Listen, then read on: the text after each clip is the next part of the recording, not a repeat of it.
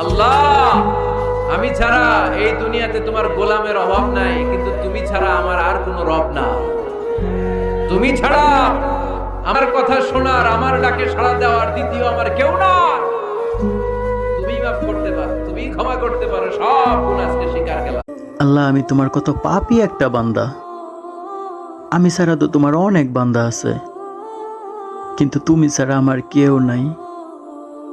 আমার মাফ করে দাও আল্লাহ। ক্ষমা করে দিও তুমি আমাকে। আমি আর কিছু বলতে চাই না।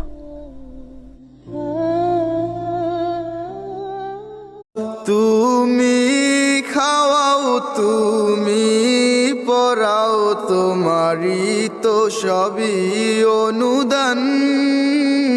তোমার নামের জিকির করে সাত জমিন ও আসমান।